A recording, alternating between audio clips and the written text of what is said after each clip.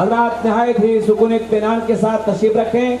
जिस ज़ाते गिरामी का हम और आप शिद्दत से इंतजार कर रहे थे, वो ज़ाते गिरामी इस वक्त हमारे और आपके साथ सामने तशरीफ फरमा है। नारे तकबीर, नारे रिसालत।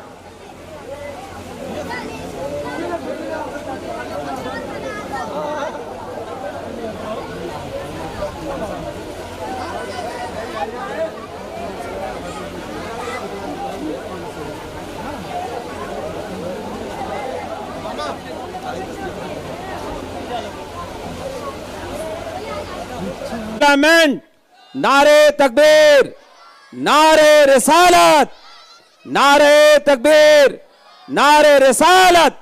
शहजादे मुलन वाले बाबा हजरत अल्लामा गुलजारुद्दीन साहब किबला चिश्ती, नारे तकबीर, नारे रिसालत।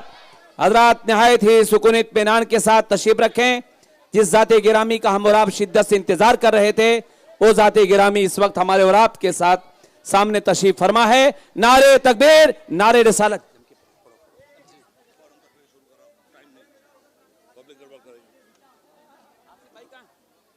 आज का ये प्रोग्राम बनाम हजरत उस्मान गनी रज़ी अल्लाह ताला अन्हु और इस्लाह मौशरा कॉन्फ्रेंस, जो साल की तरह इमसाल भी नौजवान सुन्नी इंतजामिया कमेटी के ज़ेर एहतमाम मुनक्किद है।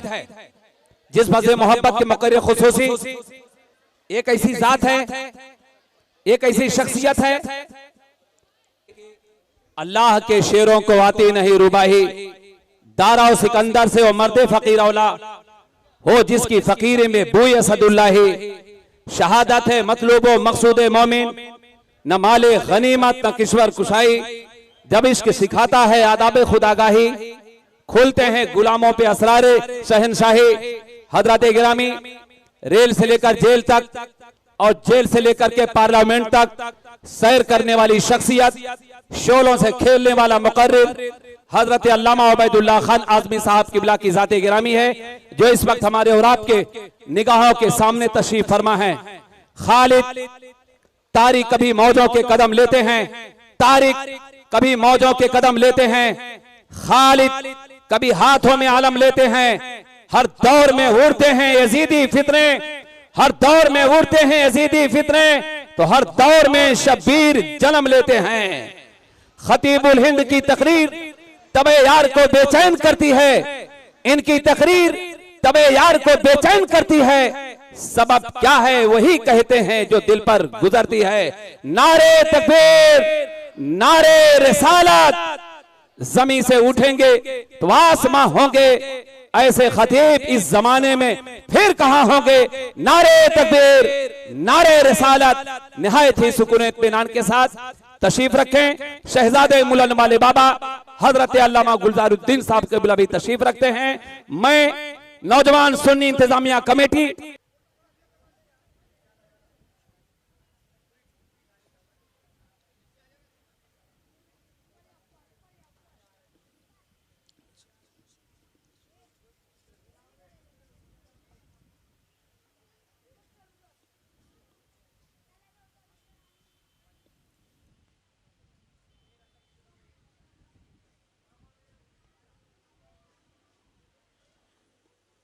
इन्नल्लाह व मलाइकतहु युसल्लूना अलन नबी या अय्युहल्लज़ीना आमनू सल्लु अलैहि व सल्लिमू तस्लीमा। सल्लल्लाहु अलन नबिय्यिल उम्मी व आलिहि सल्लल्लाहु अलैहि व सल्लम सलातन व सलामन अलैका या रसूलल्लाह व सल्लिम अलैका या हबीबल्लाह।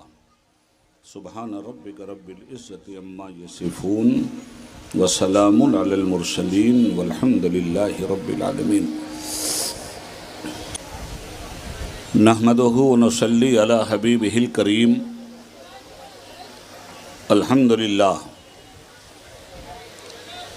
अल्हम्दुलिल्लाहि व कफ़ा व सलामुन अला इबादिहिल लज़ीना इस्तफ़ा। अम्मा बाद फ़ौज़ु बिल्लाहि मिनश शैतानिर रजीम। बिस्मिल्लाहिर रहमानिर रहीम। व अल्लमका मा लम तकुन तालम वकाना फ़ज़्लुल्लाहि अलैका अज़ीमा। आमन्तु बिल्लाह सदक़ल्लाहुल अलीयुल अज़ीम। दरूद पाक पढ़ लीजिए। अल्लाहुम्मा सल्लि अला सय्यिदिना व मौलाना मुहम्मदिन मादनिल जूद वल करम व आलिहि व सहबिहि व बारिक व सल्लिम। हज़रात एकदम खामोश रहिए। मैं वक्त का पाबंद आदमी हूँ और मुल्क का कानून जिस वक्त तक की इजाज़त देता है मैं एक सेकंड उससे ज़्यादा स्टेज पर रहने का कायल नहीं हूँ। इसलिए थोड़ा सा वक्त है। मैं चाहूँगा कि जो बातें मैं आपसे अर्ज़ करूँ नहायत ही संजीदगी के साथ उसे सुनिए, उसे समझिए और अल्लाह तौफ़ीक़ दे तो उस पर अमल कीजिए। जलसे का मकसद होता है जलसे में आकर अपने अक़ीदे की इस्लाह की जाए, अपने आमाल की इस्लाह की जाए, अपने अखलाक की इस्लाह की जाए, अपने माशरे की इस्लाह की जाए।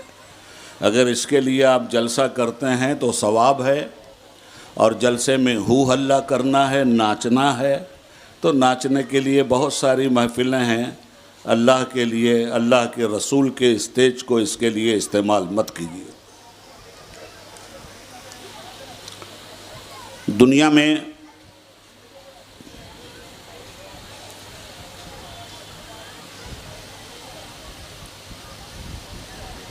आदम अलैहिस्सलाम की नस्ल आदमी कहलाती है। इन आदमियों को अल्लाह रब्बुल आलमीन ने आदम अलैहिस्सलाम के साथ ही एक दीन दिया था।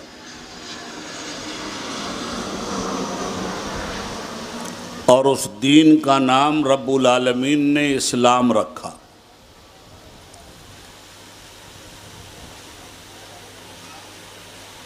दीन सिर्फ एक है, इसके अलावा कोई दीन नहीं।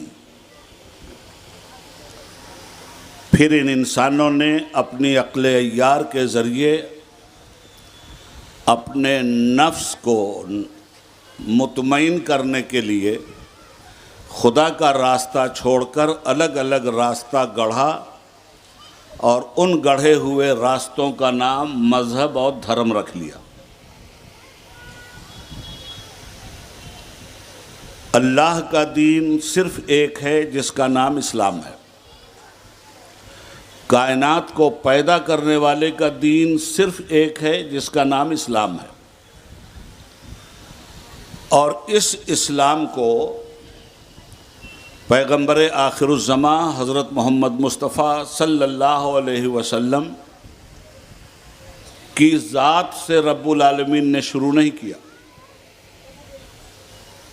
दुनिया में धोखा देने के लिए मुसलमानों को समझाया जाता है कि तुम्हारा इस्लाम तो जुमा 8 दिन का दीन और मज़हब है, हमारे मज़हब और हमारे धर्म तो 5-5 हज़ार साल के हैं। तुम्हारे इस्लाम की पैदाइश सिर्फ 1400 साल पहले हुई है। ये इतना बड़ा धोखा है जिस धोखे को मुसलमान भी उस जहर की तरह खा रहा है जिस जहर को मुसलमानों ने अपने लिए तिर्याक समझ लिया। याद रखिएगा कि इस्लाम हज़रत मोहम्मद मुस्तफ़ा सल्लल्लाहु अलैहि वसल्लम जब दुनिया में तशरीफ़ लाए तब आया? बिल्कुल नहीं। इस्लाम आदम अलैहिस्सलाम के साथ आया और उसके बाद 1,24,000 जितने भी अंबिया हमारे सरकार से पहले आते रहे, हर नबी का दीन यही इस्लाम था। तो हुजूर इस्लाम को लाने वाले नहीं हैं। नबी आखिरुज़्ज़मा इस्लाम को मुकम्मल फरमाने वाले हैं। किसी चीज़ का आना और है और उसका मुकम्मल होना और है। इस्लाम आया आदम अलैहिस्सलाम के साथ, जितने अंबिया आए सब मुस्लिम थे, सब मोमिन थे, सबका दीन सिर्फ यही एक इस्लाम था।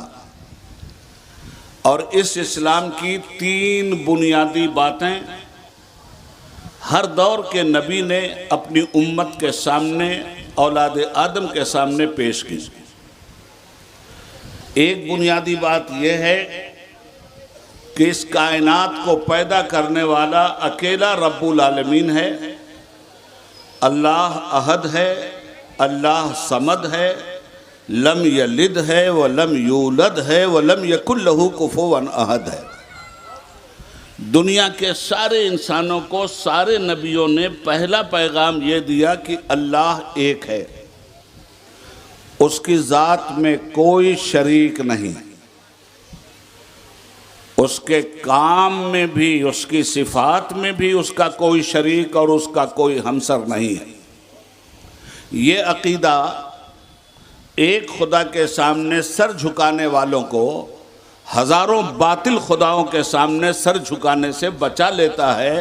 पेशानी को खुदा के सामने झुकाकर पेशानी इज्जत हासिल करती है, और एक खुदा को छोड़कर दर दर के लोगों को, बल्कि दर बदर लोगों को खुदा मानने वाले अपनी पेशानी को अपने हाथों से जलील और रुस्वा करते हैं। ये पहला अकीदा है इस्लाम का, तौहीद। दूसरा अकीदा क्या है? रिसालत। हज़रत मोहम्मद मुस्तफ़ा सल्लल्लाहु अलैहि वसल्लम अल्लाह के बंदे हैं और उसके रसूल हैं। अब्दुहु व रसूलु क्यों कहा? हुजूर अल्लाह के बंदे और उसके रसूल हैं, इसलिए कि बंदों में गुमराही पैदा हो गई थी कि जब बंदे किसी बुज़ुर्ग की बुज़ुर्गियत को तस्लीम कर लेते थे तो उसे सिर्फ बुज़ुर्ग ही नहीं रहने देते थे, खुदा का दर्जा दे दिया करते थे। तो जो कायनात में सबसे बड़ा बुज़ुर्ग पैदा हुआ, आमिना का लाल मोहम्मद अरबी सल्लल्लाहु अलैहि वसल्लम, उनकी ज़ात का जब इंट्रोडक्शन अल्लाह ने करवाया तो अब्दुहु व रसूलु कह के करवाया कि अल्लाह के बंदे हैं और उसके रसूल हैं। रसूल लाख किसी मर्तबे का मालिक हो जाए, खुदा नहीं हो सकता। तीसरा अकीदा दिया गया आखिरत। तुम्हें इस दुनिया में एक मखसूस मुद्दत तक के लिए रखा गया है, उसके बाद वलिल्लाहि आक़िबतुल उमूर, फिर तुम्हें हमारी ही तरफ लौट कर आ जाना है। अच्छी तरह से जहन में बात रखिएगा, किसी नारे की ज़रूरत नहीं। ये मौत क्यों पैदा किया रब ने? हयात को क्यों पैदा किया रब ने? मौत भी मखलूक है, हयात भी मखलूक है। कुरान करीम के 29वें पारे में इरशाद रब्बानी होता है, अल्लज़ी खलक़ल मौत वल हयात लियब्लुवकुम अय्युकुम अहसनु अमला। ऐ लोगों, हमने मौत और हयात को इसलिए पैदा किया ताकि इन दोनों के बीच में तुम्हें रहकर हम आजमा लें कि तुम में अच्छे अमल का मालिक कौन है। अब मतलब समझ में आ गया हमारी पैदाइश का कि मुसलमान होने के नाते हमें हर कदम पर यह साबित करना है कि हमारे आमाल को बुराइयों से कोई वास्ता नहीं। मुसलमान वो है जिसकी ज़िंदगी में बुराई ना आए, और जिसकी ज़िंदगी में बुराई है और कलमा पढ़ता है तो कहीं ना कहीं कलमे की अमानत से वो खयानत करता है। मैं बहुत सीधी सीधी बातें और साफ साफ बातें आपसे अर्ज कर रहा हूँ। और जो कुछ भी तुम कर रहे हो, बादशाह बनकर करो या रियाया बनकर, अच्छे बनकर करो या बुरे बनकर, मोमिन बनकर करो या मुशरिक बनकर, मुस्लिम बनकर करो या काफिर बनकर, याद रखना कि एक दिन मेरा फरिश्ता तुम्हारी गर्दन मरोड़ देगा, और बेजान लाशा तुम्हारा कब्रिस्तान की तरफ रवाना होगा। और फिर जिस तरह मैंने तुम्हें पैदा किया है इसी तरह तुम्हें मैं फिर जिंदा भी करूंगा। और जिंदा करने के बाद फमन यअमल मिस्काल ज़र्रतिन खैरन यरह व मन यअमल मिस्काल ज़र्रतिन शर्रन यरह, तुमसे एक एक बुराई का भी हिसाब लूंगा और एक एक भलाई का भी हिसाब लूंगा। तुम्हारी बुराइयां, एक एक बुराइयां तुम्हारी हथेली पे रख के मैं दिखलाऊंगा और तुम्हारी एक एक अच्छाइयां वो भी तुम्हारे सामने मैं स्क्रीन की तरह रख दूंगा। अब इन तमाम तर चीजों को जानने के बाद इंसान जब दामने इस्लाम में दाखिल हुआ तो उसने पढ़ा ला इलाहा इल्लल्लाह मुहम्मदुर रसूलुल्लाह। उसने गवाही दिया कि अल्लाह के अलावा हम किसी की इबादत नहीं करेंगे और मुहम्मदुर रसूलुल्लाह सल्लल्लाहु अलैहि वसल्लम को हम अल्लाह का नबी और रसूल तस्लीम करते हैं। कुरान ने फरमाया अल-यौम अकमलतु लकुम दीनकुम व अतममतु अलैकुम नेमती व रदीतु लकुमुल इस्लाम दीना। हुजूर के आखिरी हज के मौके पर, जिसको हज्जतुल वदा के नाम से याद किया जाता है, रब्बुल आलमीन ने इस आयत को उतारा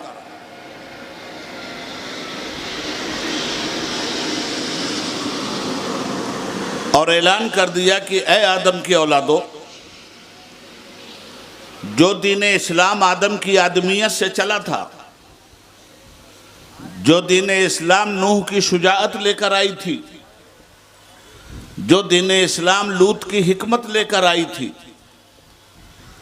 जो दीन इस्लाम शीश की मारिफत लेकर आई थी, मैं अंबिया के नाम ले रहा हूं, जो दीन इस्लाम यहिया की शहादत लेकर आई थी, जो दीन इस्लाम ज़करिया की मासूमियत लेकर आई थी, जो दीन इस्लाम इब्राहीम की खुल्लत लेकर आई थी, जो दीन इस्लाम हारून की अखुवत लेकर आई थी, जो दीन इस्लाम की नेमत यूसुफ का हुस्न तमकनत लेकर आया था, जो इस्लाम याकूब का एतमाद लेकर आया था, इसहाक की रजा लेकर के आया था, इस्माइल की कुर्बानी लेकर आया था, मूसा का जलाल लेकर आया था, ईसा का जमाल लेकर आया था, इस इस्लाम की तकमील हमने मोहम्मद के कमाल पर कर दी सल्लल्लाहु अलैहि वसल्लम। हमने तुम्हारा दीन तुम पर मुकम्मल कर दिया। क्या मतलब? अब हुजूर के बाद कोई नबी नहीं आएगा। जब तक दीन इस्लाम की तकमील नहीं हुई थी तब तक तो अंबिया आते रहे और उनके साथ शरीयतें आती रही, मगर जब दीन की तकमील हुजूर की ज़ात पे कर दी गई तो अब हुजूर की ज़ात पर नबूवत भी ख़त्म हो गई, इस्लाम भी मुकम्मल हो गया, रिसालत भी ख़त्म हो गई और आसमान से जनाब जिब्रील अमीन का सहीफ़े इलाही लेकर आना जाना भी ख़त्म हो गया। इसलिए कि कुरान की 6666 आयतें जनाब जिब्रील अमीन अलैहिस्सलातु वस्सलाम के ज़रिए सीने मोहम्मदी पे उतार दी गई थी। आखिरी किताब, अब कुरान के बाद कोई हिदायतनामा नहीं। आखिरी नबी, अब हुजूर के बाद कोई नबी नहीं। कब तक? जब तक यह संसार है तब तक। ये आखिरी नबी। अब इनको माने बगैर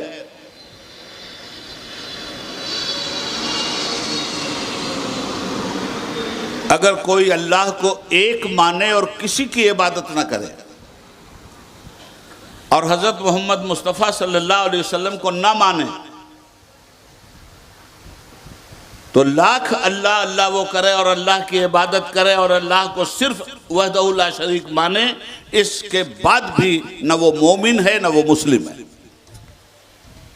किसी के भी मोमिन और मुस्लिम होने का इन्हिसार इस बात पर है कि वो रसूलुल्लाह की रिसालत को तस्लीम करते हुए अल्लाह की वहदानियत को माने। मैं ये चाहता हूँ कि आज मैं इस्लामी अकीदे से मुताल्लिक़ आपके सामने फ़लसफ़े रिसालत के कुछ जुज़ियात रख दूं। अल्लाह को तो सभी मानते हैं, ये और बात है कि कुछ सही तरीके से मानते हैं, कुछ गलत तरीके से मानते हैं। ऐसा नहीं है कि काफिर अल्लाह को नहीं मानता, मानता है। ऐसा नहीं है कि मुशरिक अल्लाह को नहीं मानता, मानता है। मगर मुशरिक वो इसलिए है कि अल्लाह की ज़ात के साथ दूसरों को भी शरीक कर देता है। तो अल्लाह की वहदानियत पे ईमान कैसे रखा जाए, आज मैं इस्लामी अकीदा थोड़ी देर में आपको समझाऊंगा। अल्लाह की ज़ात पे कैसे यकीन रखा जाए। अब अगर किसी ने माना अल्लाह वहदहू ला शरीक है, मगर हर चीज़ पर अल्लाह की कुदरत नहीं है, तो क्या ये अल्लाह को मानना हुआ? अल्लाह सुनने वाला तो है, देखने वाला नहीं, तो क्या ये अल्लाह को मानना हुआ? नहीं। अल्लाह की वहदानियत को तमाम लवाज़िमाते तौहीद के साथ मानना ज़रूरी है। जब उसको आपने अकेला खुदा माना है तो अकेला ताकत का मालिक भी मानना पड़ेगा, फिर उसको सारी कायनात पे कुदरत रखने वाला भी मानना पड़ेगा, फिर उसको हर ऐब से मुनज़्ज़ह और पाक भी मानना पड़ेगा। सब कुछ मानिए और उसकी एक सिफत को ना मानिए तो यह तौहीद का मानना नहीं हुआ। अब आइए, दूसरा जुज़ क्या है हमारे अकीदे का? रिसालत। गौर से सुनिएगा, ये इल्मी बातें हैं, फेकम फाक नहीं। रिसालत, रसूल पर कैसे ईमान लाया जाए। किसी ने हुजूर को रसूल तो माना, मगर लवाज़िमात रिसालत का अगर उसने इनकार कर दिया, तो जिस तरह तौहीद को मानकर लवाज़िमात तौहीद का इनकार करने वाला मुवहिद नहीं है, उसी तरह रिसालत को मानकर लवाज़िमात रिसालत को न मानने वाला भी मोमिन नहीं है। अब क्या है लवाज़िमात रिसालत? आप हुजूर को रसूल तो मानिए, मगर अख्तियार वाला ना मानिए, तो फिर ला इलाहा इल्लल्लाह मुहम्मदुर रसूलुल्लाह पढ़ने का कोई मतलब नहीं। आप हुजूर को रसूलुल्लाह तो मान लीजिए, मगर इल्म वाला ना मानिए,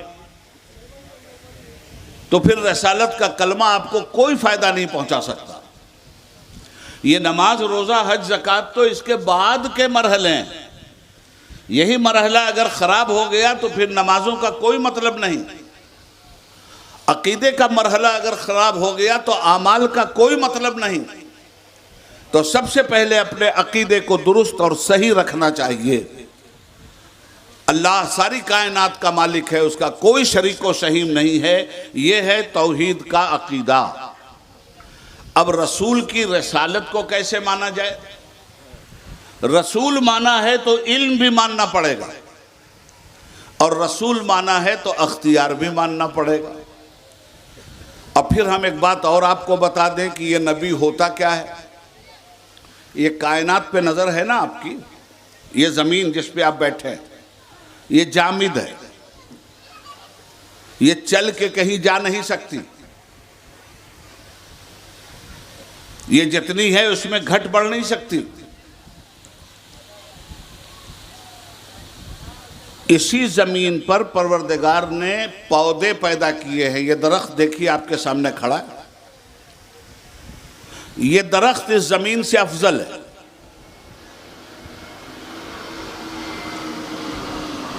और अल्लाह ताला खैरुर राज़िकीन है, सबको रिस्क देने वाला है। तो ये बिला खाए पिए इतना तनावर दरख्त नहीं बना है, इसको खाना मिल रहा है। अल्लाह ने इसी ज़मीन पर इसकी खुराक रखी है, और अल्लाह ने इसकी जड़ों के नीचे इसका खाना पानी रख दिया है। इसे अपनी खुराक हासिल करने के लिए चल फिर कर कहीं जाने की ज़रूरत नहीं है। एक कोपल जब सर उठाती है एक बीज जब पौधा बनकर लहराने लगता है तो उसकी हिफाजत का इंतजाम रब्बुल आलमीन कैसे करता है? जमीन के पेट से उसकी ग़िज़ा उसी जगह फराहम कर देता है। नसीम सहरी उसे झूला झुलाने लगती है, शबनम उस पौधे का मुंह धुलाने लगती है, सूरज की किरणें उस पौधे को दूध पिलाने लगती हैं। इंसान उसकी हिफाजत के लिए अपनी आंखों को खुली रखता है और धीरे धीरे आपने देखा कि एक छोटा सा कोपल बढ़कर इतना बड़ा तनावर दरख्त बन गया। एक जमाने तक जिंदगी मिली ना इसको, एक दिन इसको भी मरना है। तो जमीन से अफजल यह हुआ, मगर इसकी ग़िज़ा जमीन के हवाले की गई। इसी मखलूक के मुकाबले में, खूब गौर से सुनिएगा, यह फलसफा है, यह आसान बातें नहीं है। इसी के मुकाबले में एक और मखलूक है आपके बीच में, जिसको आजकल मोदी और योगी कहूं तो ज्यादा बेहतर होगा। हमारे सारे खेत चर रही है ये मखलूक। किसी का खेत और किसी की फसल सलामत नहीं है आज के दिन। सारे जानवर चरते चले जा रहे हैं। मैं जानवरों की बात कर रहा हूं। आप कहेंगे मोदी का क्यों नाम ले लिया? तो मैं कहूंगा इसलिए ले लिया भाई कि उन्होंने कहा था मेरा सीना 56 इंच का है। मेरे साथ पार्लियामेंट में दारा सिंह थे जो हिंदुस्तान के रुस्तमे हिंद थे, उनका भी सीना मैंने नापा था, उनका भी 56 इंच का नहीं था।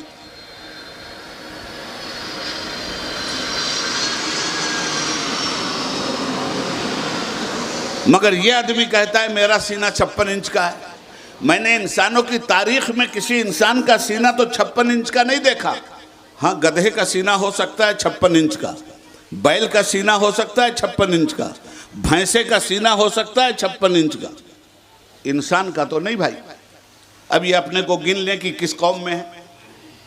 अर्ज ये करना चाहता हूं कि जानवर से अफजल, दरख्त से अफजल कौन है? जानवर। जानवर भी इसी जमीन से अपनी ग़िज़ा हासिल करेगा, मगर दरख्त को चल फिर कर अपना खाना हासिल नहीं करना है। अल्लाह ने इसका रिस्क इसकी जड़ के अंदर रखा है।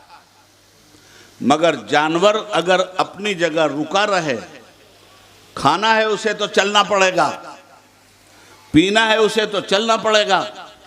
और अगर कोई जानवर कहे कि नहीं साहब मैं भी इसी दरख्त की तरह अपनी जगह खड़ा रहूंगा, तो वो खुदकुशी करेगा, वो मर जाएगा। जानवर को ग़िज़ा तो मिलेगी, मगर शर्त ये रख दी गई है कि जानवर चल फिर कर अपनी ग़िज़ा हासिल करेगा। गौर से सुनना, मामूली बातें नहीं हो रही हैं। यही से एक नतीजा उबैदुल्लाह आज़मी ने निकाल लिया। मालूम यह हुआ कि जिनके अंदर चलने फिरने की सलाहियत दी गई है, अगर वो कोढ़ी बनकर घर में बैठे रहे तो वो उसी जानवर की तरह खुदकुशी करेंगे जिस तरह एक जानवर बिला चले फिरे अपना खाना पीना चाहता है। इसलिए कोढ़ी मत बनना, हिलना डोलना, हरकत में बरकत होती है, काम करना। इस नतीजे के साथ एक बात और अर्ज करना चाहूंगा। वो बात यह है कि जानवर चला फिरा, मगर जानवर के पास अक्ल नहीं है। गौर से सुनो, एक एक बात गौर से सुनो।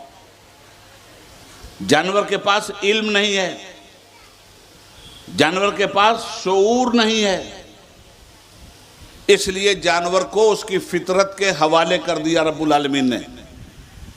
अपनी फितरत के मुताबिक चलता है, अपनी फितरत के मुताबिक खाता है। कौन? हाँ, अपनी ग़िज़ा को जरूर वो पहचानता है। हर घास जानवर नहीं खाता, तो उसको उसकी फितरत के हवाले कर दिया गया। जो चाहो खाओ, जो चाहो मत खाओ। अब एक तीसरी मखलूक हैं आप, हजरत इंसान। ये इंसान क्या है? ये अफजलुल मखलूकात है। तो इस इंसान को भी जमीन ही से ग़िज़ा मिलती है, मगर चूंकि ये जानवर नहीं है इसलिए इसको फितरत के हवाले अल्लाह ने नहीं किया। ये इंसान है, इसको मोहम्मदुर रसूलुल्लाह की शरीयत के हवाले रब्बुल आलमीन ने किया। खाओगे तो, मगर जानवर की तरह अपनी फितरत की बुनियाद पे नहीं, मोहम्मद अरबी की शरीयत की बुनियाद पर खाना मिलेगा। पियोगे मगर शरीयत के पहरे तुम पर बैठेंगे। पानी पीने की इजाजत तो होगी, शराब पीने की इजाजत नहीं होगी। बकरे मुर्गे को खाने की इजाजत तो होगी, सूअर खाने की इजाजत तुम्हें नहीं होगी। तुम्हारी फितरत पर रब्बुल आलमीन ने मोहम्मद अरबी सल्लल्लाहु अलैहि वसल्लम की शरीयत का पहरा बिठाल दिया है। अब ये इंसान मामूली है, ये देखिए हर 2 मिनट के बाद घड़घड़ाता हुआ निकल रहा है। ये कौन है 36,000 फुट की बुलंदी पे उड़ाने वाला? ये इंसान है। ये कौन है इस मशीनरी को बनाने वाला? ये इंसान है। इस अंधेरे का सीना चीरकर इस रोशनी के जरिए चेहरों को पहचानवाने वाला कौन है? ये इंसान है। ये फ्लाईओवर बनाने वाला कौन है? ये इंसान है। ये लाउड स्पीकर के जरिए उबैदुल्लाह आजमी की आवाज मीलों दूर पहुंचाने वाला कौन है? ये इंसान है। ये मरीख पे डोरे डालने वाला कौन है? ये चांद पे कदम रखने वाला कौन है? ये सूरज की शुआओं को गिरफ्तार करने वाला कौन है? ये इंसान है। कितना अजीम है ये इंसान। मगर सब कुछ है, ये सारी दुनिया के लिए कानून बनाने का दावा करता है, मगर एक जगह सख्त नाकाम है ये इंसान अपनी जिंदगी के लिए कानून बनाने के लिए। यहां नाकामी है। वो क्या अपनी जिंदगी के लिए कानून बनाएगा जिसको अगली सांस का पता नहीं, जिसे ये मालूम नहीं कि कल इस दुनिया में रहेगा या नहीं रहेगा? वो क्या निजाम जिंदगी बनाएगा? निजाम जिंदगी तो वो बनाएगा जो हय्युन है, जो कय्यूम है, जो कायम रहने वाला है, जो हमेशा जिंदा रहने वाला है। उसी का नाम है रब्बुल आलमीन और उसी के निजाम हयात का नाम है दीन इस्लाम। समझो बात को, खूब अच्छी तरह से समझना। तो इंसान अब तरतीब क्या बनी? जमीन लाख तरक्की कर ले, पौधा नहीं बन सकती। ये दरख्त लाख तरक्की कर ले, जानवर नहीं बन सकता। जानवर लाख तरक्की कर ले, इंसान नहीं बन सकता। और इंसान लाख तरक्की कर ले, नबी नहीं बन सकता। इसलिए कि इंसान और नबी में जो फर्क है वो फर्क ये है कि कुल इन्नमा अना बशरुम मिस्लुकुम यूहा इलैया अन्नमा इलाहुकुम इलाहुन वाहिद। ऐ मेरे मुस्तफ़ा ऐलान कर दीजिए, ऐ लोगों, जाहिरी सूरत में तो मैं तुम्हारे ही जैसा इंसान हूँ, मगर मुझको अपने जैसा इंसान कहने की गलती मत करना। इसलिए कि तुम में और नबी में जो फर्क है वो ये है कि इंसानों पे वही नहीं आती, नबी पे वही खुदाबंदी उतरती। समझना बात को। मैं बड़े नुक्ते की और पते की बातें बता के जाना चाहता हूं। समझदार के लिए ये बड़ी कीमती बातें हैं और ना समझों के लिए, हु हल्ला करने वालों के लिए उबैदुल्लाह आजमी के पास कोई पैगाम नहीं। अब जरा सा इस तरतीब को देखें हम। अल्लाह ने कुछ अपने बंदों को चुन लिया नबूवत के लिए। ये अताए रब्बानी है। अब नबी आया तो क्या लेके आया? अक्ल इंसानी की जहां इंतहा हो जाती है दोस्तों, वहीं नबी की अक्ल का पहला दरवाजा खुलता है। और इंसान के इल्म की इंतहा जहां हो जाती है, वहीं से नबी के इल्म का पहला जीना शुरू होता है। अब नबी इस दुनिया में आया तो उस नबी का इल्म देखिए और नबी का अख्तियार देखिए। दो बातें आपके सामने रख रहा हूं, इल्म नबूवत और इख्तियार नबूवत। नबी मजबूर नहीं होगा और नबी इल्म से खाली नहीं होगा। मगर जब हम तारीख का मुताला करते हैं और इस्लामी तारीख पे नजर डालते हैं तो हमें अजब अजब चीजें पढ़ने को मिलती हैं जो सच भी हैं। आप इस वक्त मुझसे क्वेश्चन कर सकते हैं कि उबैदुल्लाह आजमी ये बताओ कि तुम कहते हो कि नबी मुख्तार होता है, मजबूर नहीं होता। और हम इस्लाम की तारीख में ये पढ़ते हैं कि नबी अकरम सल्लल्लाहु अलैहि वसल्लम एक रोज काबे के कलीद बरदार के पास पहुंचे, जिस आदमी के हाथ में काबे की कुंजी होती थी उसका नाम था उस्मान बिन तलहा। और काबे की कुंजी जिसके हाथ में होती है उसकी हैसियत बहुत अजीम होती है, एक अजीम मिनिस्टर की हैसियत उसकी होती। तो 1400 बरस पहले जब नबी अकरम सल्लल्लाहु अलैहि वसल्लम मक्के में इस्लाम की तबलीग फरमा रहे थे, उस वक्त काबे का कलीद बरदार कौन था? जनाबे उस्मान बिन तलहा।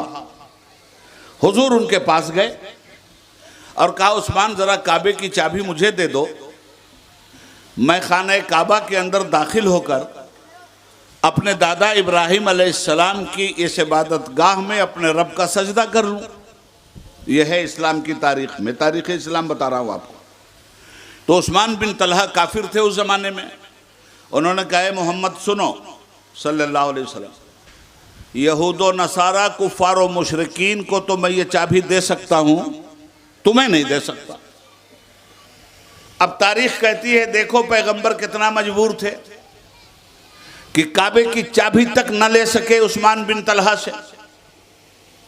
बिल्कुल सही तारीख है ये, मगर लोगों सिर्फ तारीख मत देखना, नबूवत के इल्म की जब बात आ जाए, नबी के अख्तियार की जब बात आ जाए, तो जहां तुम तारीख पढ़ो वहीं तुम हदीस भी पढ़ लिया करो।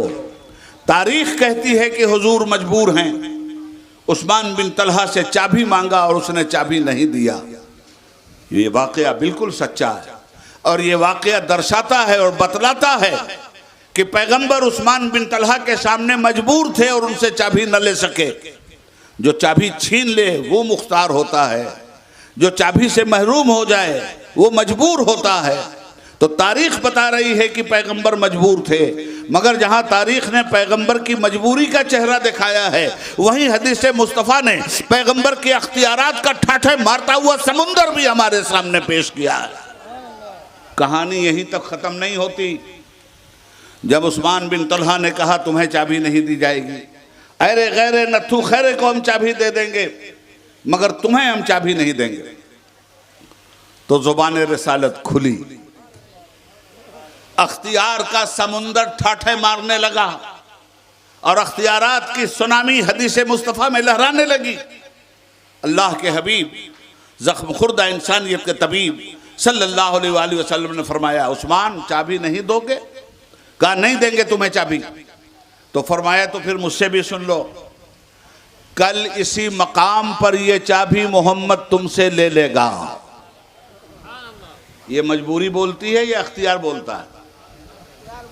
कल इसी मकाम पर यह चाबी मैं तुमसे ले लूंगा और फिर ये चाबी मैं तुमको दे दूंगा और फिर ये चाबी तुमसे क़यामत तक कोई नहीं छीन सकेगा मगर एक जालिम। ये हदीस शरीफ है ना। मजबूरी क्या है? चाबी नहीं दे रहा है। अख्तियार क्या है? चाबी नहीं दे रहे हो, कल इसी मकाम पे लूंगा तुमसे चाबी जहां खड़ा हूं और मेरी फैयाजी का आलम यह होगा कि मैं तुम्हें दे दूंगा। तो ले लूंगा चाबी, आने वाले कल का इल्म है नबी को और लेने का अख्तियार है नबी को, और फिर चाबी दे दूंगा, मुस्तकबिल की खबर नबी का इल्म दे रहा है और क़यामत तक तुमसे ये चाबी कोई नहीं छीन सकेगा मगर जुल्म के साथ। नबी का अख्तियार बोल रहा है कि चाबी ले लूंगा और नबी का इल्म बोल रहा है कि चाबी फिर मैं तुम्ही को दे दूंगा। फिर नबी का इल्म बोल रहा है कि ये चाबी तुमसे कोई नहीं छीन सकेगा क़यामत तक। अरे खुदा की कसम, अपने मुस्तफ़ा के कुर्बान जाओ, क्या तुम्हारे रब्बुल आलमीन ने तुम्हारे मुस्तफ़ा को इल्म लद्दुनी बख्शा है? और कोई गैब क्या तुमसे नेहा हो भला? जब न खुदा ही छुपा तुम पे करोड़ों दरूद, काबा के बदरुद्दुजा तुम पे करोड़ों दरूद, तैबा के शमसुद्दोहा तुम पे करोड़ों दरूद, ज़ात हुई इंतखाब वस्फ हुए लाजवाब, नाम हुआ मुस्तफ़ा तुम पे करोड़ों दरूद। क्या ज़ात है तुम्हारे मुस्तफ़ा की सल्लल्लाहु अलैहि वसल्लम, क़यामत तक तुमसे कोई नहीं छीन सकेगा। मियाँ, आपको ज़्यादा से ज़्यादा अपने दादा का नाम मालूम होगा, या बड़े भारी हाफिज हैं आप याददाश्त के, तो परदादा का होगा। कोई बहुत तारीखी लोग हैं तो 7 पुश्त का नाम याद होगा। उसके बाद क्या है? उसके बाद सिर्फ औलाद आदम है। 7 पुश्त से ज्यादा नाम नहीं याद। बाप का बाप कौन, फिर उसका बाप कौन, फिर उसका बाप कौन, गिनवा सकते हो? है कोई पूरे हिंदुस्तान में जो 100 आदमियों तक गिनवा दे 100 बापों का नाम? नहीं।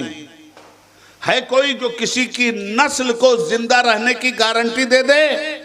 नहीं। ये पैगंबर का अख्तियार बोल रहा है। उस्मान, दुनिया में कौमें बर्बाद होती चली जाएंगी, नस्लें फना होती चली जाएंगी, मगर मोहम्मद अरबी को तू चाबी नहीं दे रहा है। चाबी भी ले लूंगा, ये मेरा इल्म और अख्तियार है, दे दूंगा, ये भी मेरा इल्म और अख्तियार है। और जा, मैंने क़यामत की सुबह तक तेरे बाद तेरा बेटा, उसके बाद उसका बेटा, क़यामत जब तक नहीं आती तेरी औलादों का सिलसिला कभी खत्म भी नहीं होगा, और चाबी काबे की हर जमाने में तेरी औलादों के पास होगी। खुदा की कसम, 1400 बरस गुजर चुके हैं, आज भी काबे की चाबी 1400 बरस के बाद उस्मान बिन तलहा की औलाद के पास है।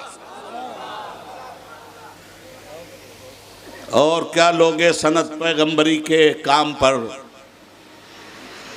खत्म करवा ली नबूवत तुमने अपने नाम पर। काफिरों ने जब मोहम्मद से सनद मांगी कमर, मैं ही 2 टुकड़े हुआ था चरखे नीली फाम पर। जहां जहां तारीख हुजूर की मजबूरी का चेहरा दिखाएगी, वहीं वहीं हदीस मुस्तफ़ा रसूलुल्लाह के अख्तियार का चेहरा दिखलाएगी।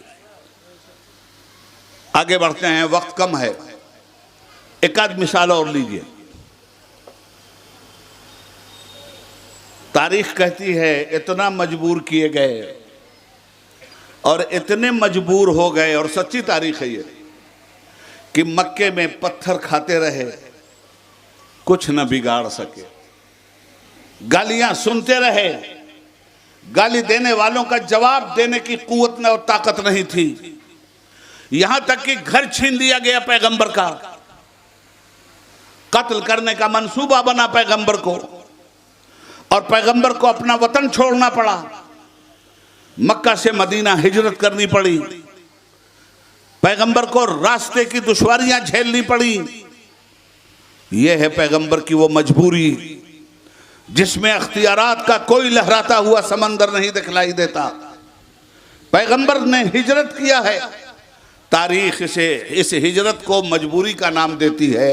और उबैदुल्लाह आज़मी जब इस हिजरत पर नज़र डालता है तो मैं देखता हूँ कि रसूलुल्लाह की हिजरत को मजबूरी का नाम नहीं दिया जाना चाहिए, मकसद का नाम दिया जाना चाहिए। मकसद के तहत हिजरत करना और है, और मजबूरी के तहत हिजरत करना और है, और यही और आप सब लोगों के लिए तारीखी तौर पर काबिल गौर है।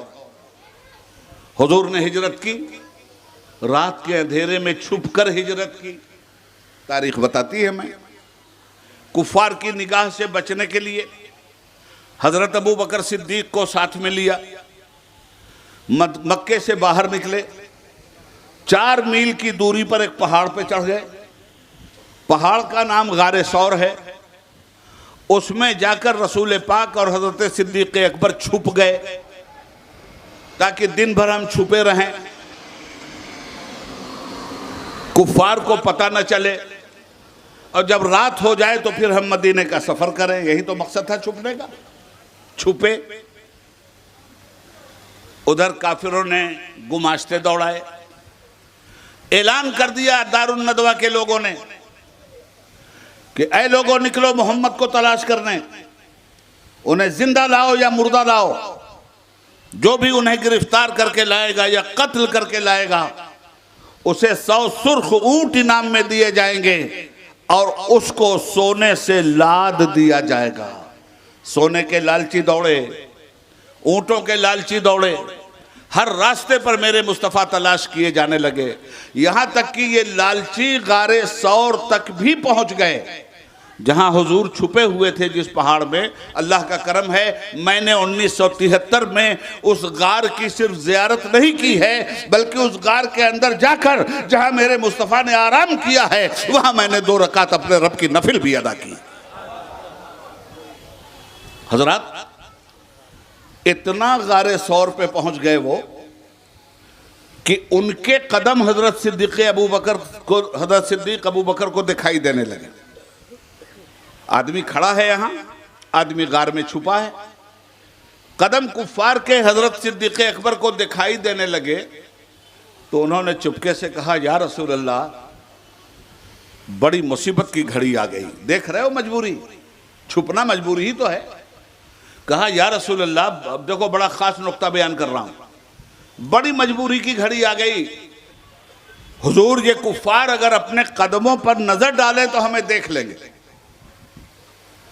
इस मजबूरी के आलम में मुख्तार नबी कहता है, अबू बकर, ये अपने कदमों पे नजर डाल ही नहीं सकते। ये इल्मे नबूवत ही तो बोल रहा है। रह गई बात तुम्हारे डरने की अबू बकर, तो डरते क्यों हो? हम दोनों सिर्फ 2 नहीं हैं, वो हमारा तीसरा भी है जिसके लिए हमने हिजरत की है। और नबूवत की जुबान से जो जुमले निकले हैं मुसलमानों, वो सुन लो। अल्लाह के हबीब ने फरमाया, ला तहज़न इन्नल्लाह माअना, मत घबराओ, अल्लाह हमारे साथ है। ला तहज़न इन्नल्लाह माअना, मत घबराओ, अल्लाह हमारे साथ है। याद रखना, ये है हदीस मुस्तफ़ा, ये है रसूल अल्लाह के बोल। उलमा बैठे हैं, इस लताफत को महसूस करेंगे। नबी ने कहा है, ला लो लिसाहिबिही ला तहज़न इन्नल्लाह माना। याद करो मुसलमानों उस वक्त को जब अल्लाह का नबी अपने सहाबी से कह रहा था, मत घबराना, अल्लाह हमारे साथ है। आप जरा देखो, नजाकत समझो, कलमे की फसाहत समझो।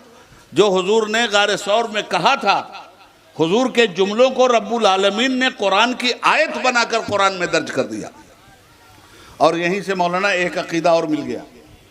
हजरत अबू बकर पे लानो तान करने वाले लानतियों से ये कह दो कि अबू बकर की सहाबियत का ऐलान कुरान ने किया है। इस यकूलो लिसाहिबिही, ये कुरान है। याद करो उस वक्त को जब नबी अपने सहाबी से कह रहे थे। कुरान तो अबू बकर को सहाबी कहे और आप उन्हें गासिब कहते हैं, शर्म नहीं आती? इस यकूलो लिसाहिबिही, याद करो उस वक्त को जब नबी अपने सहाबी से कह रहे थे, ला तहज़न इन्नल्लाह माना, घबराना मत, अल्लाह हमारे साथ है। वहां से निकले और निकलने के बाद क्या हुआ? अब फिर तारीख पैरेलल चलती है बराबरी के साथ। अब तारीख क्या बताती है? तारीख बताती है कि इतने मजबूर कि हिजरत करना पड़ा, रात में छुपना पड़ा, और दिन में जब चले तो सुराका मुदलली जैसा एक जाबाज तीरंदाज अपने शिकारी घोड़े पे बरामद हुआ और रसूल पाक को उसने देखा और ललकारा, है मोहम्मद, बच के तुम जा नहीं सकते। और उसके बाद उसने कमान फेंकी हुजूर पर। घोड़ा है, तलवार है, नेजा है, कमान है, पैगंबर सामने हैं। पैगंबर पर कमान फेंकने के लिए जो ही वो तैयार होता है। अब देखो, तारीख तो बताती है मजबूर हैं, हिजरत कर रहे हैं। अख्तियारे मुस्तफ़ा ने छलक करके कहा, मजबूरी नहीं है, मकसद के तहत हिजरत कर रहा हूं। सुनो, जब उसने गिरफ्तार करने की कोशिश की तो नबूवत की जुबान से जुमले निकले, या अर्दो खुजी, ऐ जमीन पकड़ इसे। ये जमीन का मुख्तार कौन? ये जमीन की सल्तनत का बादशाह बेइज़्निल्लाह ताला कौन? हमारे मुस्तफ़ा। फरमाते हैं, या अर्दो खुजगी, पकड़ इसे। सुमो तक घोड़े के साथ सुराका जमीन में आ गए, लगे घिघियाने, रोने लगे, हुजूर माफ कर दीजिए, मैं वापस चला जाऊंगा। रहमत आलम थे, फरमाया या अर्दो तुलकी, ऐ जमीन छोड़ दे इसको। छोड़ दिया। फिर बदनीयती आई, फिर फरमाया जमीन पकड़ इसे, फिर माफी मांगा, फिर छोड़ दिया। 3 बार ऐसा हुआ, इसलिए कि तीसरी बार टखनों समेत नहीं घोड़ा अंदर था, घुटनों समेत घोड़ा जमीन के अंदर था। अब सुराका की आंख खुली कि ना बाबा ना, ये मोहम्मद की मजबूरी नहीं है, ये मोहम्मद अपने मकसद के तहत घर छोड़ के जा रहे हैं। मालूम यह हुआ कि जमात बचानी हो तो जात कुर्बान करना पड़ेगा, दीन बचाना हो तो जान कुर्बान करनी पड़ेगी। पैगंबर ने घर छोड़ा है, दीन नहीं छोड़ा है। पैगंबर ने मक्का छोड़ा है, कुरान नहीं छोड़ा है। पैगंबर अपने मकसद के साथ साथ जा रहे हैं। अब सुराका ने आके माफी मांगी, कहा हुजूर मैं यहां से वापस जा रहा हूं, रास्ते में जो लोग मिलेंगे उनसे भी कह दूंगा कि मैं बहुत दूर तक गया था, मत जाओ, मोहम्मद नहीं मिलने वाले हैं। मगर हुजूर एक बात कहना चाहता हूं आपसे। हुजूर ने फरमाया क्या? कहो। कहा हुजूर मुझको अमन का परवाना लिख कर दीजिए, इस खता पर मेरी गिरफ्त आप नहीं करेंगे। अरे भैया, मजबूर से अमन का परवाना, मजबूर से अमन का परवाना मांगा जा रहा है या मुख्तार से मांगा जाता है? गुलाम से अमन का परवाना मांगा जाता है या मालिक से मांगा जाता है? सुराका ने समझ लिया था कि इस शख्सियत की हुकूमत जमीन पर भी है। ये कभी चांद की तरफ उंगली उठाएगा तो वो भी दोपारा होगा, ये कभी सूरज को बुलाएगा तो वो भी आएगा। कहा हुजूर परवाने अमन लिख लीजिए। हजरत अबू बकर से फरमाया इसको हमारी तरफ से अमन का परवाना लिख दो। देखिए लिख दिया गया। 2 साथी जा रहे हैं, इस तरह मदीना पहुंचे। अब सुनिए, कुल 8 साल लगा। 8 साल में ये 2 आदमी जो चले थे मक्का से हिजरत करके, जिन पर तारीख मजबूरी का इल्जाम आयद करती है, मजबूर ऐसे कि 2 आदमी निकले अपनी जान बचाते हुए मक्का से मदीना 540 किलोमीटर, और मुख्तार ऐसे कि ज्यादा नहीं, कुल 8 साल के बाद इन्हीं के परचम के नीचे 10,000 आदमी मक्का फतह कर रहे थे। 10,000 सहाबे किराम ने मक्का फतह किया ठीक 8 साल के बाद। अब मक्का जब फतह हुआ तो जिन लोगों ने सहाबा को सताया था वो भी गिरफ्तार, जिन लोगों ने रसूलुल्लाह के साथियों को कत्ल किया था वो भी गिरफ्तार, जिस औरत हिंद बिनते उतबा ने चचा अमीर हमजा का कलेजा चबाया था वो भी गिरफ्तार। सारे जालिम रसूलुल्लाह के सामने गिरफ्तार होके खड़े हुए। जमाने का कानून यह था कि ऐसे लोगों को सजाए मौत दे दी जाए। कानून का मुतालबा यह था कि इन सबको सजाए मौत दी जाए, और रसूलुल्लाह की रहमत कुछ और कह रही थी।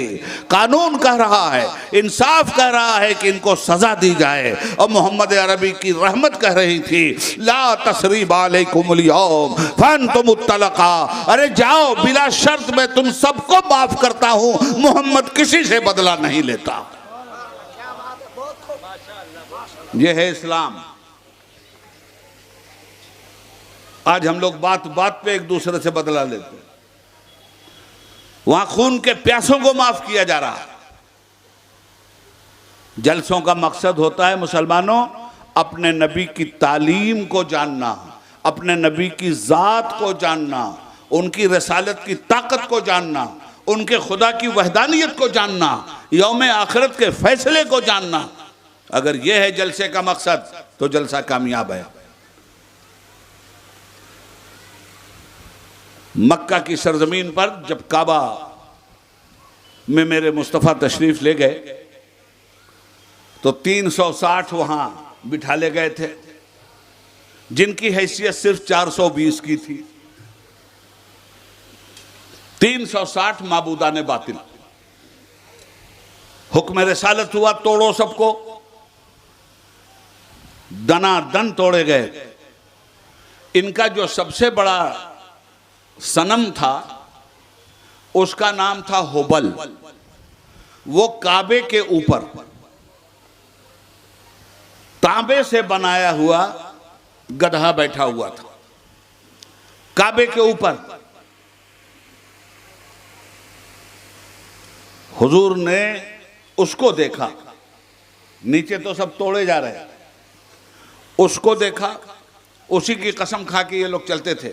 अबू सुफियान ने मैदान उहद में भागते हुए कहा था, ओलो हुबल, हुबल की जय। तो रसूल पाक ने अपने सहाबा से फरमाया था, इसके जवाब में बोलो अल्लाह अकबर, हुबल बड़ा नहीं, मेरा अल्लाह बड़ा है। आज उस हुबल को भी टूटने का वक्त आ गया था। काबे के ऊपर इस तरह से वो बना हुआ था, उसी से मदद मांगी जाती थी, उसी के सामने नजरों नियाज चढ़ाए जाते थे, उसी के लिए सब कुछ किया जाता था, उसी के सामने तकदीर के फाल रखे जाते थे। अब उसे तोड़ना हुआ तो सरकार दो आलम सल्लल्लाहु अलैहि वसल्लम हरम शरीफ की धरती पर बैठ गए और बैठ के फरमाया, अली मेरे पास आओ। मौला आए, फरमाया मेरे कंधे पे बैठो और फिर मैं खड़ा होता हूं और इसको तोड़ो। हजरत अली तो थर्रा गए, नबी के कंधे पे कैसे बैठूं? तो कहने लगे, या रसूल अल्लाह अदबन, कि हुजूर मेरे कंधे पे आप बैठ जाइए। सरकार मेरी क्या हिम्मत की मैं आपके कंधे पे बैठूं? नबूवत मुस्कुराने लगी। फरमाया, अली तुम्हारा कंधा वली का है, मेरा कंधा नबी का है। वली के अंदर इतनी ताकत नहीं कि नबी का बोझ बर्दाश्त कर सके और नबी का बोझ उठा ले, इसलिए अली नबी का बोझ तुम नहीं उठा सकते। नबूवत वलायत का बोझ तो उठा सकती है, वलायत नबूवत का बोझ नहीं उठा सकती, इसलिए अली तुम आओ मेरे कंधे पे। लिया कंधे पे और तोड़ा हजरत अली ने। अब हरम शरीफ की बुलंदी कितनी है आप लोगों में हाजी लोग हैं, जानते हैं ना? इतना ही बुलंद उस वक्त भी था। छत देख रहे हैं ना कहाँ है? आदमी का कद कितना होता है। हजरत अली हुजूर के कंधे पे बैठे हैं। हुजूर के जिस्म का जो लंबाई है, जो कद है, वो शमाइल नबूवत में बयान किया गया कि हुजूर न इतने लंबे थे कि देखकर ऐब लगे, न इतने नाटे थे कि कहीं से कोई नुक्स लगे। दरमियाना कद था रसूलुल्लाह का। हुजूर के कंधे पे हजरत अली, तो काबे की छत तक तो हाथ पहुंचना इम्पॉसिबल, नामुमकिन। ये नबूवत का अख्तियार है, ये नबूवत का इल्म है। बिठाला तो हजरत अली ने कंधे पे बैठे हुए काबे तक वो पहुंचे और जाके तोड़ा। जब उतरे हैं अली, सहाबा से बढ़ के आशिक रसूलुल्लाह कौन होगा जी? सहाबा ने कहा अली के उतरने के बाद कि अली हुजूर के कंधे पे जब तुम बैठे तो क्या महसूस कर रहे थे? सुनिए कैसा इश्क था उनका। कसम खुदा की ऐसा लग रहा था जैसे मैं उड़ रहा हूं और ये काबे की छत पे हुबल को तोड़ना क्या बड़ी बात। अल्लाह की कसम अली को ऐसा लग रहा है कि इतना बुलंद होता जा रहा हूं नबूवत के कंधे पर कि मुझे ऐसा लगता था कि मैं अर्श इलाही को भी छू लूंगा। यह है नबूवत। हमारे जैसे तो थे, अपना जूता सिल लेते थे, फटा हुआ कपड़ा सिल लेते थे, बकरी का दूध दूह लेते थे। हाँ ये भी है, मगर तुम्हारे जैसे नहीं थे। ये सब तो इसलिए किया था कि ये सब सुन्नत बन जाए और तुम्हारे जैसे मजबूर लोग ये काम करें और सुन्नत की बुनियाद पर सवाब के मुस्तहक बन जाएं। इससे ये नतीजा कहां से निकाल दिया कि हमारे जैसे थे। असल में सोचने के ढंग अलग अलग होते हैं। जब बदइत्कादी आती है आदमी के अंदर तो यूं सोचता। मुसलमानों,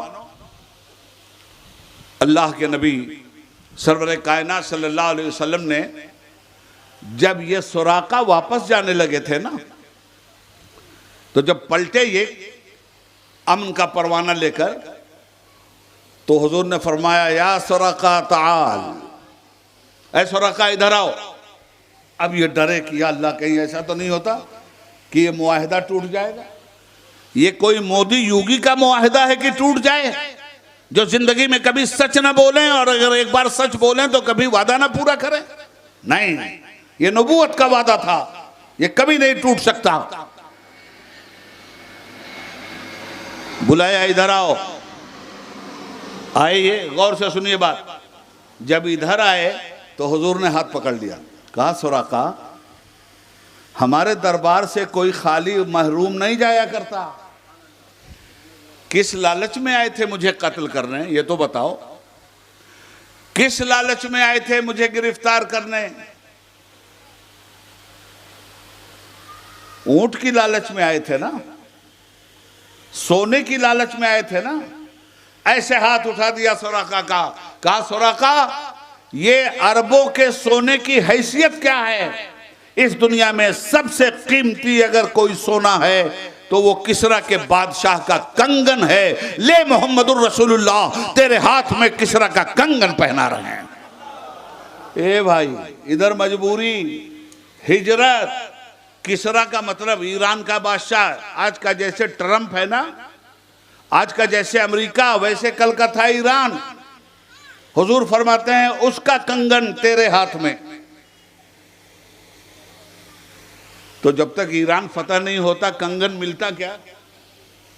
जब तक बादशाह गिरफ्तार नहीं होता कंगन मिलता क्या? जब तक उसे कत्ल करके उसके हाथों पे कब्जा नहीं होता कंगन मिलता क्या? तो वो तो गिरफ्तार हुआ है हजरत उमर के ज़माने में, और नबूवत हिजरत के ज़माने में बता रही है कि मैं उसका कंगन तेरे हाथ में दे रहा हूं। हजरात, ये है अख्तियार नबूवत, ये है इल्म नबूवत। मैंने आयत पढ़ी थी, वअल्लमका मा लम तकुन तालम व काना फज़लुल्लाहि अलैका अज़ीमा। सुराका आ गए, सरकार दो आलम इस दुनिया से तशरीफ ले गए। हजरत अबू बकर के 2.5 साल की खिलाफत इस दुनिया में कायम हुई। सुराका अब सहाबी रसूल है। और उधर खाने काबा के जो कलीद बरदार थे उस्मान बिन तलहा, जब मक्का फतह हुआ तो उसी मकाम पे हुजूर खड़े हुए और मुस्कुरा के फरमाया उस्मान लाओ चाबी। ले लिया, फिर उन्हीं को दे दिया, मुसलमान हो गए। इधर सुराका भी फतेह मक्का पे मुसलमान हुए। हजरत उमर के ज़माने में भी जिंदा रहे। हजरत उमर के ज़माने में जब इस्लामी फौजें हजरत खालिद इब्न वलीद और अमीनुल उम्मत हजरत उबैदा इब्न जर्राह की सरपरस्ती में मुसलसल रूम और ईरान को शिकस्त देने के लिए आगे बढ़ रही थी, और गालिबन कादसिया फतह हो चुका था। अब ईरान के हेडक्वार्टर पे मुसलमानों की फौज दस्तक दे रही थी। उसी जमाने में हजरत सुराका की तबीयत खराब हो गई। अभी ईरान फतह नहीं हुआ है, ऐसा लगा कि इंतकाल हो जाएगा। सहाबा पहुंच गए ताज़ियत के लिए, और सहाबा ने कहा आपने हुजूर से हदीसें सुनी हैं, हमें नोट करवा दीजिए ताकि उम्मत तक हम आपके ज़रिए पहुंचा सकें। अरे उन्होंने कहा तुम लोग ये महरूमी वाली और नाउमीदी वाली बातें क्यों कर रहे हो जी? ऐसा लगता है कि तुम लोग मेरी ज़िंदगी से ना उम्मीद हो गए हो। कहा साहब आपकी आंखों के हल्के बता रहे हैं कि आप जिंदा नहीं रहेंगे। आपकी नब्ज़े हस्ती डूब रही है और ये साफ पता देती है कि आप जिंदा नहीं रहेंगे। आपकी सांसें उखड़ रही हैं, ये इस बात का सबूत है कि अब आप जिंदा नहीं रहेंगे। आपका दिल धड़कने के लिए, आपका साथी बनने के लिए तैयार नहीं है, ये इस बात का सबूत है कि अब आप दुनिया से जाने वाले हैं। अरे उन्होंने कहा सबूत को अपने मारो गोली। सुराका के ईमान की बात सुनो, मलकुल मौत की ये जुर्रत नहीं है कि सुराका की दहलीज पे कदम रख दें। कहा किस यकीन के साथ ये बोल रहे हो तुम? कहा इस यकीन के साथ बोल रहा हूं कि हिजरत के मौके पर मेरा हाथ पकड़कर मेरे रसूल ने कहा था सुराका मैं तेरे हाथों में किसरा के कंगन देख रहा हूं। कसम खुदा की जब तक ईरान के बादशाह का कंगन सुराका के हाथों में नहीं आता मलकुल मौत मेरा दरवाजा नहीं खटखटा सकता। हजरत गिरामी, हजरत उमर के ज़माने में ईरान फतह हुआ। ईरान की सारी पूंजी मदीनतुर रसूल में आई। हजरत उमर ने फरमाया ईरान के खजाने को में तलाश करो बादशाह का कंगन। तलाश बिसियार के बाद भी कंगन नहीं मिला। लोग मायूस हो गए, ना उम्मीद हो गए कि कंगन नहीं मिला। हजरत उमर ने कहा फिर तलाश करो। फिर तलाश किया, नहीं मिला। हजरत उमर ने कहा उठूंगा नहीं यहां से, खुदा की कसम ये हो ही नहीं सकता कि मेरे मुस्तफा ने फरमाया है और कंगन न मिले तलाश करो। एकाएक एक सहाबी ने वहीं से आवाज दिया, हुजूर बादशाह के हाथों का कंगन मिल गया। ये सोना है ना, और सोना शरीयत में हराम है ना मर्दों के लिए, मगर नबी का अख्तियार, नबी पहना रहे हैं ये सोना। और किसको? मुल्ला जी को नहीं, अपने सहाबी को, सड़क छाप लोगों को नहीं, जन्नत के मकीनों को। हजरत उमर ने लिया उसको हाथ में, सब लोग देख रहे हैं बादशाह का कंगन। उसके बाद इरशाद फरमाया सुराका को बुलाओ। देखिए यह है नबी से इश्क, यह है नबी के इल्म पर सहाबा का ईमान, यह है नबी के अख्तियार पर सहाबा का ईमान। मैंने शुरू में आपसे कहा था मोहम्मदुर रसूलुल्लाह को रसूलुल्लाह मानने के बाद अगर लवाज़माते नबूवत में से किसी एक चीज का इनकार है तो लाख कलमा पढ़ा करो, इस्लाम की दौलत कभी हाथ में नहीं आएगी। इल्म नबूवत लवाज़माते नबूवत में से है, अख्तियार नबूवत लवाज़माते नबूवत में से है। हज़रत सुराका आए, अब तुरबते पैगंबर है सामने। उस वक्त गुंबद खजरा तो नहीं बना था, खुला हुआ मज़ार मुबारक था रसूल पाक का। सामने हुजूर के मज़ार के खड़ा किया हजरत उमर ने, और एक बड़ी जज्बाती बात कही, दिल हिल जाते हैं।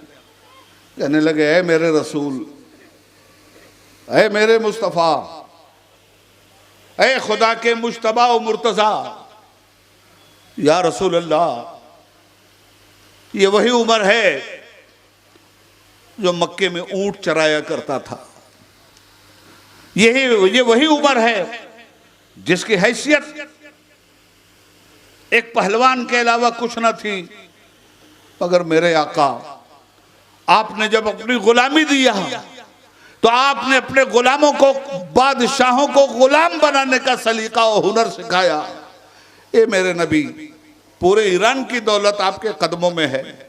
और हजरत सुराका को आगे बुलाया, सुराका आगे आओ। सुराका सामने आए तो कहा सुराका अपना हाथ आगे बढ़ाओ, मैं वो कंगन बादशाह वक्त का तुम्हें पहना दूं जो कंगन मेरे रसूल तुम्हें पहना करके गए थे। ये है नबूवत का अख्तियार। अब नतीजा क्या निकला? जिस तरह अल्लाह की वहदानियत को आप मानते हैं तो सिर्फ अल्लाह को एक मानना काफ़ी नहीं है, लवाज़माते तौहीद में अल्लाह का अख्तियार भी मानना पड़ेगा, अल्लाह का इल्म भी मानना पड़ेगा, अल्लाह की कुदरत भी माननी पड़ेगी। सब कुछ माना और किसी एक का इनकार कर दिया तो आप मुवाहिद नहीं हैं। इसी तरह कलमा पढ़कर सिर्फ ला इलाहा इल्लल्लाह मुहम्मदुर रसूलुल्लाह कहना ही काफ़ी नहीं होगा। रसूल रिसालत के जितने तकाजे हैं हर तकाजे पे ईमान लाना होगा। रसूल पे ईमान लाने के साथ साथ रसूल की नबूवत पे ईमान लाने के साथ साथ रसूल के इल्म पे भी ईमान लाना होगा, रसूल के अख्तियार पे भी मिन जानिबिल्लाह ईमान लाना होगा। तब जाकर कलमे का मकसद पूरा होता है। और उसके बाद वह बिल आखिरत हुम युक़िनून, मोमिन आखिरत पर यकीन रखता है। हमारे अमाल की जज़ा और सज़ा का इन्हिसार आखिरत पर परवरदिगार ने रखा है। इन्न यौमल फ़स्ल कान मीक़ाता, हमने फैसले का एक दिन मुकर्रर कर दिया है, उसी फैसले के दिन का नाम क़यामत है। इसलिए मुसलमानों, आज मैंने तुम्हें ला इलाहा इल्लल्लाह का भी मतलब समझाया, मुहम्मदुर रसूलुल्लाह का भी मतलब समझाया, मतलब समझाने का हक तो मैं नहीं अदा कर सका, मैं क्या हक अदा करूँगा? बड़े बड़े लोग यहाँ पौने हैं, मेरी क्या बसात है? मगर ये बात आप अपने जहन में रख लीजिए कि मेरे मुस्तफ़ा को जब मानिए तो उनके अख्तियार के साथ मानिए, उनके इल्म के साथ मानिए, उनके बेऐब होने के साथ मानिए, उनकी मासूमियत के साथ मानिए। परवरदिगार आलम हमें और आपको इस सच्चे अकीदे पे जीने और मरने की तौफीक अता फरमाए। वसल्लल्लाहु अलैहि व आलिहि व सहबी अजमईन बिरहमतिक या अरहमर राहिमीन। खुदा हाफिज़। सलाम अलैकुम व रहमतुल्लाहि व बरकातुहू।